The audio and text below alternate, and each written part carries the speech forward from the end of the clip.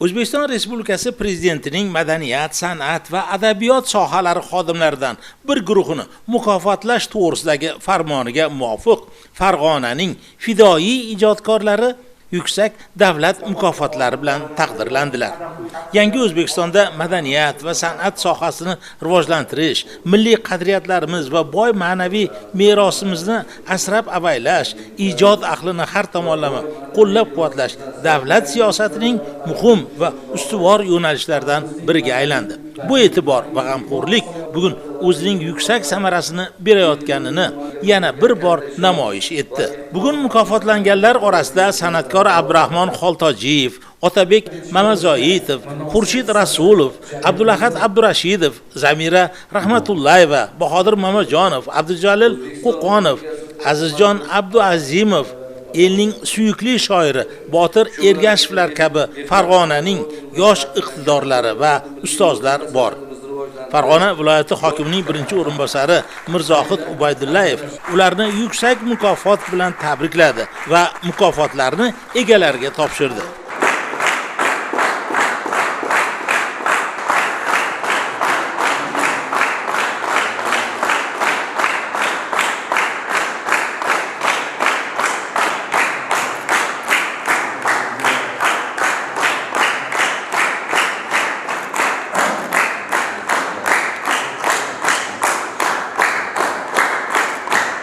Shundan so'ng mukofotlanganlar e'tirof uchun davlat rahbariga minnatdorchilik bildirdilar.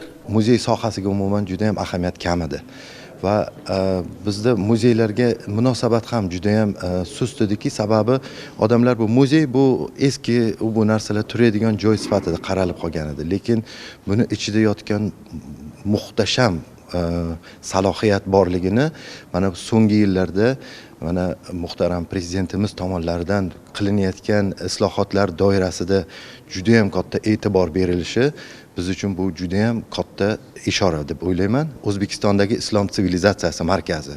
Bunaqangi mega loyiha dunyoda hali ko'rilgani yo'q. Hanuzgacha mana biz dunyoni nima davlatlarining professionallari bilan, mutaxassislari bilan gaplashdik.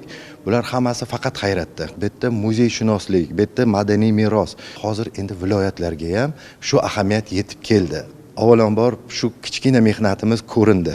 Bu davlat mukofoti, bu muzey fidoyilari, ayniqsa mana shu Qo'qon davlat muzey qo'riqxonasining har bitta ilmiy xodimimiz, har bir ishchimiz uchun berilgan e'tirof va mukofot deb hisoblayman. Ya'ni ham bizga bir mas'uliyat yuklandi.